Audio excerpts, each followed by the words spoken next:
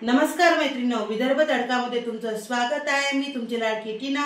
आजपासून नवरात्र उपवास सुरू होत आहे, त्याच्या निमित्त तुम्हाला नवरात्रीच्या खूप खूप खूप खूप शुभेच्छा।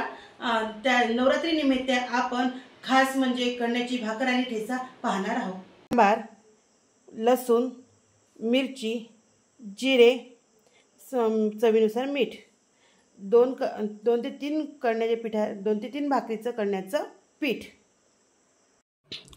गॅसवर तवा ठेवायचा, तव्यावर मिरच्या टाकायच्या, स्पेशल म्हणजे लोखंडाचा तवा ठेवायचा, त्याच्यावर थोडंसं तेल टाकायचं त्या मिरचीवर तेल टाकल्यामुळे त्या मिरच्या खमंग भाजल्या जातात आणि आपल्याला त्याची चव जितकं खमंग भाजल्या त्याच्यानंतर त्यावर लसूण टाकायचा, लसूण टाकून लसूण बी चांगला खमंग भाजून घ्यायचा आणि एका परातीत परत काढून घ्यायचा आणि त्यानंतर खलबत्ता घ्यायचा एक दगडाचा, त्याच्यात थोड्या मिरच्या टाकायच्या, मिरच्या सावरून घ्यायच्या, त्यात मग नंतर जिरं टाकायचं, जिरं टाकल्यानंतर मीठ टाकायचं थोडंसं।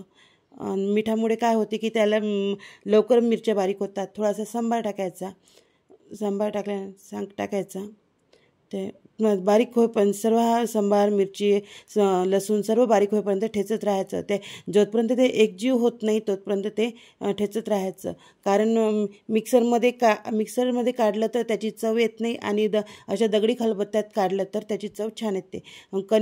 कण्याचं पीठ घ्यायचं, थोडं मीठ टाकायचं आणि त्याची हे उंडा तयार करायचा। असा तो उंडा अशा प्रकारे मळायचा आणि मळल्यामुळे त्याची भाकर जितका आपण चुरू तेवढी भाकर छान येते त्याची। असं गोळा करून त्याच्या हातावर असं हे पडी तयार करायची। पडी तयार केल्यानंतर पडी अशी हलवत राहायची, हातानं करायची आणि त्याच्यानंतर थोडंसं पीठ लावायचं। पिठामुळे काय होते, आपण जेव्हा भाकर टाकणार आहे ते त्या पोळपाटाला चिपकणार नाही, असं ते पोळपाटावर टाकायचं। पोळपाट टाकल्यानंतर असं एक हात लावून असं थापायचं, म्हणजे त्या थापताना ते त्या भाकरीला छान गोल आकार येतो आणि आपल्याला ते तयार करायला बी सोपी जाते।